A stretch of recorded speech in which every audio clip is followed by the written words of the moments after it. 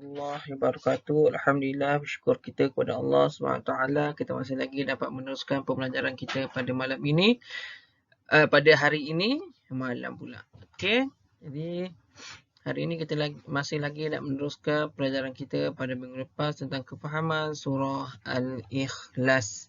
Ya, Ustaz Arab, murid-murid Ustaz sekalian, masih lagi mengingati pelajaran pada minggu lepas, di mana kita pada minggu lepas mengetahui pengenalan surah Al-Ikhlas dan juga asbabun nuzul surah Al-Ikhlas. Okey. Jadi pada hari ini kita nak sambung lagi tentang surah Al-Ikhlas, iaitu pengertian surah Al-Ikhlas. Hari ini pada hari Isnin 28 bulan 6 2021 kita sambung lagi pelajaran tadabbur surah Al-Ikhlas part 2. Hari itu part 1 ataupun bahagian 1, ini adalah bahagian kedua. Sebelum Ustaz menyentuh kepada pelajaran kita pada hari ini, Ustaz nak kita ulang kaji sikitlah pelajaran pada minggu lepas supaya kita sentiasa ingat pelajaran yang kita telah pelajari. Okey. Objektif pelajaran kita pada hari ini ialah sama seperti minggu lepas, iaitu kita dapat membaca surah Al-Ikhlas dengan betul dan lancar. Yang kedua, dapat menyatakan pengenalan surah Al-Ikhlas dengan betul. Dan yang ketiga, ini poin untuk pelajaran kita pada hari ini, iaitu dapat mengetahui erti surah Al-Ikhlas dengan betul. Kita selama ni kita tahu je baca surah Al-Ikhlas. Qul huwallahu ahad, Allahus samad, lam yalid wa lam yulad wa lam yakul lahu kufuwan ahad. Kita tahu baca tu, tapi kita tak tahu maksudnya. Hari ini kita nak belajar apa itu erti ataupun maksud surah Al-Ikhlas. Tak kenal maka tak cinta. Okey. Sebelum kita memulakan pembelajaran kita pada hari ini, seperti biasa, Ad-du'a silahul mu'minin. Doa itu adalah senjata bagi orang beriman. Mari kita sama belajar membaca doa. Bismillahirrahmanirrahim. Allahumma aftah alaina hikmataka wa anshur alaina min khazaini rahmatika ya arhamar rahimin. Rabbi shrah li sadri wa yassir li amri wahlul 'uqdatam min lisani yafqahu qawli. Rabbi zidna ilma warzuqna fahma ya rabbal alamin. Amin ya rabbal alamin. Bagi memberkati lagi kelas kita pada hari ini, sama-sama kita baca umul kitab Al-Fatihah. A'udzubillahi minasyaitonirrajim. Bismillahirrahmanirrahim. Alhamdulillahirabbil alamin. Arrahmanirrahim. Maliki yaumiddin. Iyyaka na'budu wa iyyaka nasta'in. Ihdinas siratal mustaqim. Siratal ladzina an'amta 'alaihim ghairil maghdubi 'alaihim waladdallin. Amin. Mudah-mudahan ada keberkatan sepanjang kelas kita ini. Baiklah. Sama juga seperti slide kita pada minggu lepas. Kita perdengarkan bacaan surah Al-Ikhlas. Kita flashback balik pelajaran pada minggu lepas sikit ya. Dengarkan surah Al-Ikhlas. Bismillahirrahmanirrahim. Qul huwallahu ahad, Allahus samad, lam yalid wa lam yulad wa lam yakul lahu kufuwan ahad. Sadaqallahul azim.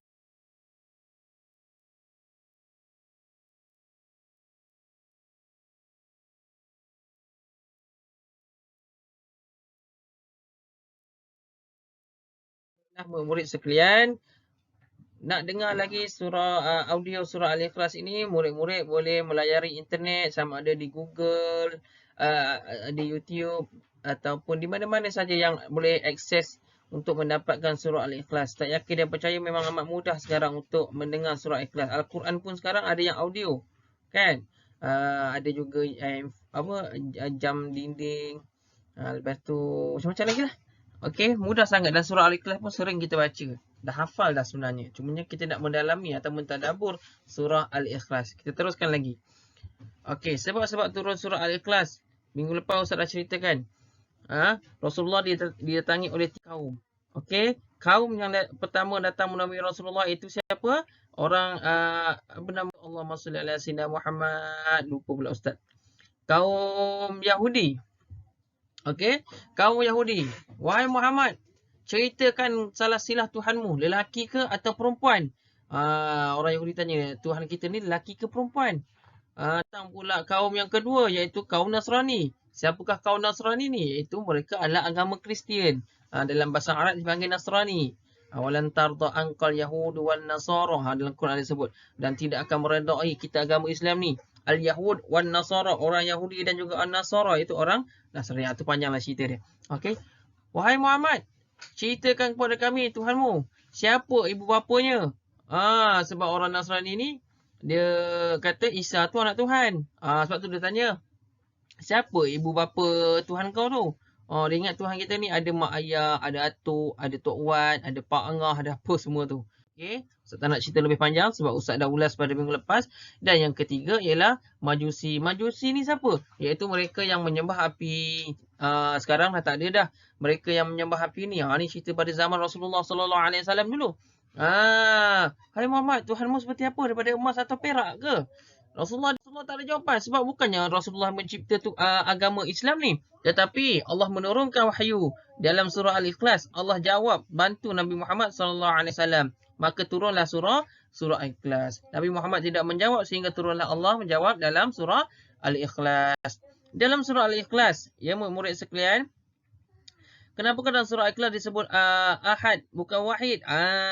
Ini hari tu Ustaz bagi soalan kebat sikit.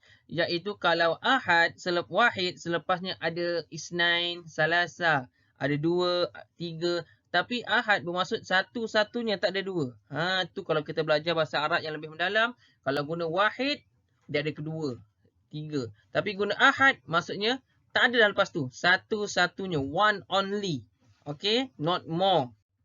Seterusnya, ini pelajaran kita pada hari ini. Sekejap ya. Ini pelajaran kita pada hari ini. Tadi tu secara sepintas lalu sahaja. Okey, sebab kita dah belajar. Murid juga boleh mendengar ulangan video yang Ustaz rakam pada minggu lepas. Sama ada tekan link link yang Ustaz berikan minggu lepas. Boleh juga melayari ke YouTube Ustaz. Type saja Muhammad Badrul Hisham. Keluar gambar Ustaz tu. Itulah Ustaz. Boleh cari kat dalam tu ya. Campur dengan pelajaran tahun 4, tahun 2 dan juga tahun 5. Baiklah. Hari ini kita nak fokuskan kepada pengertian surah Al-Ikhlas. Okey. Bismillahirrahmanirrahim. Sibuk je orang tu. Okey. Murid-murid boleh semak di dalam buku teks Pendidikan Islam muka surat 27. Okey. Bismillahirrahmanirrahim. Apa maksud Bismillahirrahmanirrahim ni? Dengan nama Allah yang Maha Pemurah lagi Maha Mengasihani. Dengan nama Allah. Ikut sama-sama ya.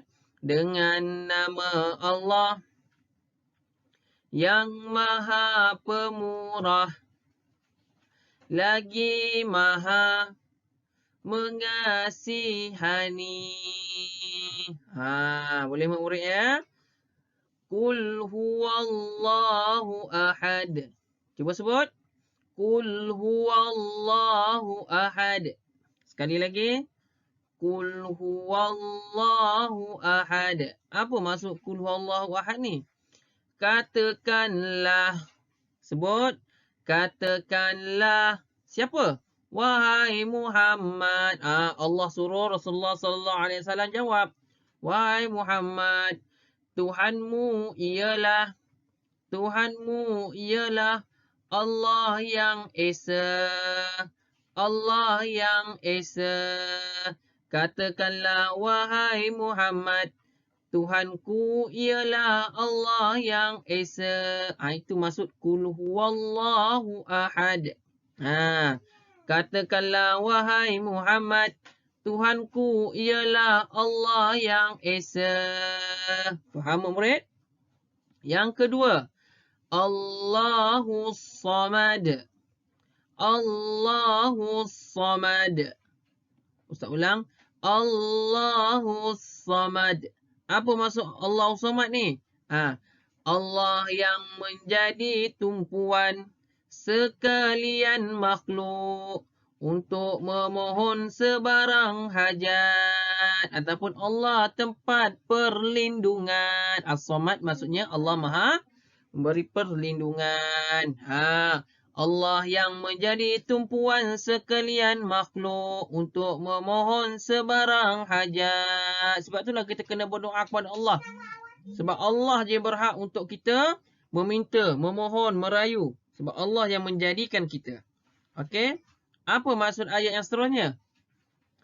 Lam yalid wa lam yulad. Lam yalid wa lam yulad. Lam yalid wa lam yulad. Ia tidak beranak dan ia pula tidak diperanakkan. Allah jawab, Allah tak boleh beranak. Dan Allah juga tak diperanakkan. Maksudnya Allah tak dilahirkan. Allah jadi dengan sendirinya. Okey? Allah tak beranak. Dan Allah tidak diperanakkan. Maksudnya Allah tak ada ibu dan ayah. Allah jawab tadi pertanyaan orang Yahudi, orang Nasrani dan orang Majusi. Okey?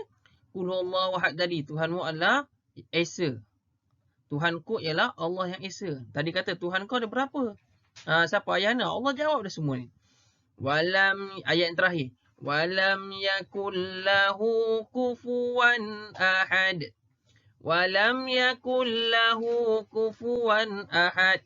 Dan tidak ada sesiapa pun yang setara dengannya. Dan tidak ada sesiapa pun yang setara dengannya. Sekejap ya, murid sekalian.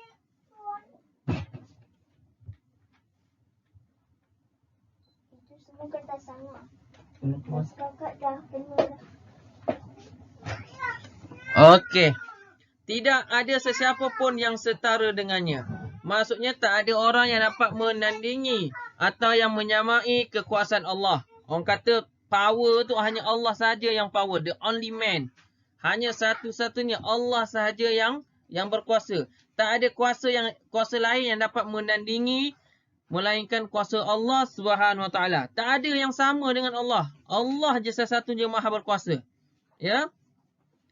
Itu, dan tidak ada sesiapa pun yang setara dengannya. Allah itu Maha hebat. Sebab itulah Allah itu apa? Allahumma salli ala sayyidina. Ustaz pun lupa apa Ustaz nak cakap. Allah itu Maha berkuasa. Ya? Allah jadikan alam dunia ni tak perlukan bantuan sesiapa pun. Allah jadikan dengan sendirinya. Tak minta bantuan A, B, C. Tidak. Allah jadikan seluruh alam ni dengan seorang-seorang saja. Itulah hebatnya Allah Subhanahu Wa Taala. Ustaz ulang balik. Okey, bismillahirrahmanirrahim. Ustaz harap sangat murid Ustaz ikut ya. Ulang video ni, ulang. Dengan nama Allah yang Maha Pemurah lagi Maha Mengasihani. Qul huwallahu ahad.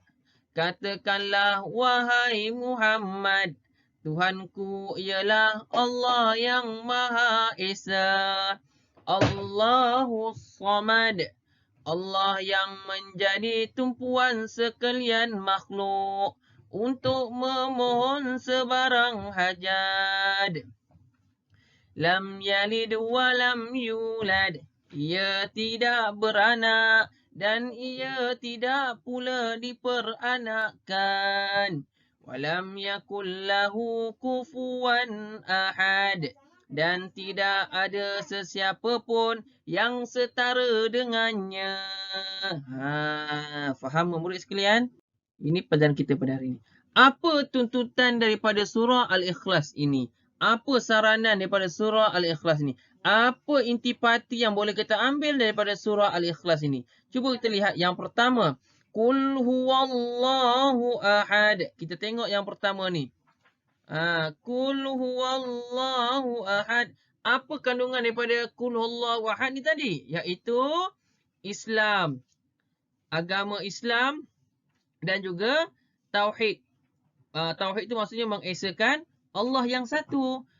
Tuntutannya ialah kita kena meyakini bahawa Allah itu Maha Esa. Esa tu maksudnya ahad. Bukan wahid.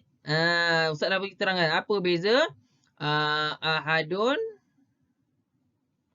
versus wahidun. Ustaz terangkan. Minggu lepas pun Ustaz dah terangkan. Okey. Meyakini Allah itu Maha Esa. Okey. Sentiasa ikhlas dalam melakukan ibadah.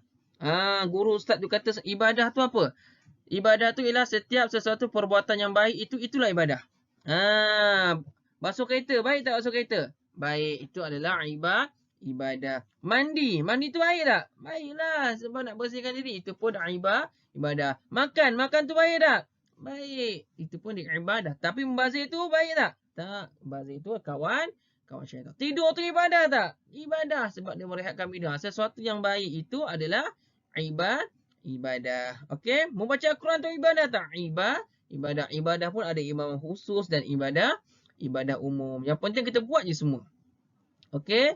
Yang ketiga ialah membanyakkan menyebut kalimah la ilaha illallah. Apa maksud la ilaha illallah? Tiada Tuhan yang kita sembah melainkan siapa? Allah. Siapa yang kita layak sembah? Hanyalah Allah semata-mata saja yang kita sembah. Kita tak boleh nak sembah orang lain. Tak boleh sembah makhluk lain. Okey, faham murid sekalian? Yang kedua, Allahus Samad. Apa intipati pada surah Allahus Samad tadi? Iaitu Allah tempat kita meminta pertolongan, perlindungan. Kita hanya berdoa kepada siapa? Allah. Dalam Al-Quran disebut, Qala rabbukum ud'uni astajib lakum. Berdoalah kepadaku, nescaya akan aku perkenankan, akan aku kabulkan doa. Doa juga adalah ad-du'a silahul mu'minin. Doa adalah senjata bagi orang mukmin, orang yang beriman. Jadi hendaklah kita sentiasa minta pertolongan pada Allah. Minta tolong tu pun dengan penuh harapan. Macam kamu nak minta sesuatu dekat mak ayah kamu. Kalau kita betul-betul minta kan dengan muka penuh simpati, rasa-rasa mak ayah kita akan bagi kan tak? Mak ayah kita pun akan bagi. Okey, seterusnya apa maksudnya ialah memohon pertolongan hanya kepada Allah, bukan kepada dukun, bukan kepada bomoh, bukan kepada pawang, tapi hanya kepada Allah SWT. Kita yakin Allah tempat kita mengadu. Allah yang akan memakbulkan hajat kita. Okey, yang kedua ialah dapat menghindari diri kita daripada perasaan putus asa. Kita tak boleh ada rasa putus asa. Kita kena sentiasa berusaha dan berusaha. Allah nak tengok sejauh mana usaha kita. Ada orang sekali saja dah dapat. Ada orang macam kita nak baca Quran lah. Ada orang baca Iqra. Senang je nak baca. Ba, ta. Ulang balik. Ba, ta. Boleh dia baca. Ada orang tu ba, ta. Dia ingat je. Ba dia tak ingat. Ni apa Ustaz? Tapi kalau malaslah aku nak baca. Kalau dia malas baca itu maksudnya dia putus asa. Allah akan bantu orang yang berusaha. Sebab itulah Ustaz yakin dan percaya murid-murid Ustaz semua tak ada beza. Semuanya orang yang baik. Semuanya Allah jadikan tubuh badan yang sihat, akal yang sihat, kan? Cumanya usaha kita. Nak ke tak nak? Ustaz selalu sebut dalam kelas kan? Ustaz nak semua anak murid Ustaz. Hari tu bila Ustaz try bagi baca Quran, mula tak boleh kan? Ingat tak? Tapi bila Ustaz cuba, apa berlaku? Semua orang boleh baca. Betul tak? Sebab kita kena sama-sama usaha. Ustaz usaha dengan cara Ustaz, murid usaha dengan bersungguh-sungguh belajar. Okey, faham? Bersangka baik dengan setiap ketentuan Allah. Allah bersifat Ar-Rahman, Ar-Rahim, pengasih dan penyayang. Allah tak pernah menganiaya hamba-hambanya. Tapi hamba-hambanya selalu melupakan Allah. Allah tak pernah lupakan kita. Macam mana dalam satu hadis Nabi Muhammad SAW tu kata, kita datang sejengkal, macam mana? Sedepa Allah datang sejengkal dengan kita. Ustaz lupa hadis tu. Ustaz tak boleh nak cakap, Ustaz lupa. Tapi ada hadis pasal tu. Okey. Lam yalid wa lam yulad. Allah tidak mempunyai anak dan pasangan. Allah tidak beranak dan Allah tidak diperanakkan. merenung ciptaan Allah dan mengagumi kekuasaannya. Yakin Allah itu maha berkuasa dan tidak perlu kepada pasangan dan keturunan. Ni tadi awal-awal saya terangkan tadi. Mempelajari ilmu akidah bagi memantapkan iman. Ni ilmu akidah lah ni. Bila kita belajar ilmu akidah, kita semakin percaya dengan kekuasaan Allah Subhanahu Wa Taala. Kita semakin kenal siapa Tuhan kita. Siapa Rabb kita. Ini kita tak kenal. Bila kita belajar akidah, ilmu tauhid, ibadah, kan? Tak kenal maka tak cinta. Bila kita dah kenal, oh hebatnya Tuhanku. Tak silap Ustaz, siapa ya? Dia kata dia nak bercinta dengan Allah Subhanahu Taala saja. Betapa sayang dan kasihnya dia kepada Allah. Macam tu yang kita nak. Okey. Macam kamu sayangkan seseorang, kamu nak kaji latar belakang dia, kamu nak tahu tarikh lahir dia, nak tahu rumah dia kat mana, nombor telefon, warna kesukaan dia. Macam itulah dengan Allah SWT sepatutnya. Kita kena kaji sifat-sifat Allah, ayat Al-Quran, apa semua ni. Okey? Yang terakhir, walam yakul lahu kufuwan ahad, iaitu Allah tidak serupa sama sekali dengan makhluknya. Apa tuntutannya ialah meyakini Allah memiliki sifat-sifat kesempurnaan daripada segala kekurangan. Allah tak berada sifat kekurangan. Yang sifat kekurangan itu adalah kita manusia. Kita yang penuh dengan sifat kekurangan. Allah tu sifat yang penuh dengan kesempurnaan. Bersyukur atas nikmat kurniaan Allah. Kita kena sentiasa bersyukur atas nikmat yang Allah kurniakan kepada kita. La in syakartum la azidannakum wa la in kafartum innahu azabi lasyadid. Kalau kita bersyukur kepada Allah, Allah akan tambah lagi nikmat kata kita. Kalau kita kufur, inna azabi lasyadid. Sesungguhnya azab Allah itu amat pedih. Sebab tu kita kena bersyukur. Kita dapat makan nasi dengan telur, alhamdulillah, bersyukur. Ada orang yang tak dapat makan langsung. Okey. Kita ada rumah. Kenapalah rumah aku kecil? Kita jangan fikir rumah kita kecil ke besar. Alhamdulillah, bersyukur aku ada juga tempat berteduh. Kenapalah rumah aku tak ada astro? Kenapalah rumah orang tu ada astro? Kita bersyukur. Alhamdulillah, kalau ada astro nanti aku lalai. Kita kena sentiasa bersangka baik. Kenapa orang tu kereta itu? Kenapa? Jangan. Kita patutnya alhamdulillah, aku bersyukur dengan kereta yang ayah aku ada. Walaupun kereta yang aku ni second hand, masih juga dapat pergi ke mana-mana dengan menaiki kereta yang ayah aku ada. Sentiasa bersyukur. InsyaAllah satu hari nanti Allah murahkan rezeki ayah kita dapat kereta baru. Mudah-mudahan kan. Iaitu mengisafi, yang terakhir lagi mengisafi kelemahan diri. Kita selalu kena mengisafi kelemahan diri dan sentiasa kena perbaiki kesilapan kita. Jangan kita silap, biarlah silap, tak boleh. Macam kerja sekolah, bila silap kena buat apa? Kena buat pembetulan. Tolong kacau boleh. Okey. Okey, habis pelajaran kita pada hari ini tentang pengertian surah Al-Ikhlas. Apa yang Ustaz nak murid-murid sekalian buat ialah dalam buku tulis alif, tulis hari Isnin. Tengok video ni nanti. Isnin, bismillahirrahmanirrahim. Salin. Seperti mana yang Ustaz salin kat ini. Ya, tolong tulis cantik-cantik murid sekalian. Tak semestinya tulisan tu kena cantik. Yang penting kena kemas. Okey. Apa yang Ustaz biasa tulis ni, tulis. Tolong tulis murid sekalian, ya. Ni dekat atas tu. Ini sering murid cuai. Bukan cuai saja, culas pun. Culas tu apa? Malas nak tulis. Okey, apa yang murid nak kena buat? Ialah salin di dalam halaman muka surat 27 tadi, surah Al-Ikhlas dan juga pengertiannya. Ustaz ulang, salin surah Al-Ikhlas dan ertinya di muka surat 27. Boleh buat dalam bentuk bertebuih dan sebagainya, corak-corak, buat cantik-cantik pun tak ada masalah. Tulisan kena kemas. Boleh murid sekalian? Aktiviti yang kedua ialah hantar rakaman bacaan surah Al-Ikhlas di dalam grup Telegram. Sebut nama, sebagai contoh, nama saya Ali bin Abu. Terus baca Bismillahirrahmanirrahim. Qul huwallahu ahad. Allahus samad. Lam yalid wa lam yulad wa lam yakul lahu kufuwan ahad. Lepas habis baca, sebelum hantar rakaman kepada ustaz, minta semak dulu dengan mak ayah. Mak tolong dengar jap, ayah tolong dengar jap, abang tolong dengar jap, kakak tolong dengar jap. Bacaan saya ni betul ke tak betul? Saya nak hantar rakaman ke ustaz ni, ustaz nak bagi markah ni. Bila abang, kakak, ayah, mak kata okey dah boleh dah, baru hantar rakaman kepada ustaz. Boleh ya? Okey, itu sahaja pelajaran kita pada hari ini. Mudah-mudahan bermanfaat kepada kita semua dan kita semakin faham tentang surah Al-Ikhlas. Minggu depan pun kita nak sambung lagi tentang surah Al-Ikhlas. Ada satu lagi bahagian ketiga tentang surah Al-Ikhlas. Baiklah Ustaz, sudahi kelas kita dengan tasbih kifarah dan surah Al-Nas. Subhanallah wa bihamdika asyhadu an la ilaha illa anta astaghfiruka wa atubu ilaik. Bismillahirrahmanirrahim.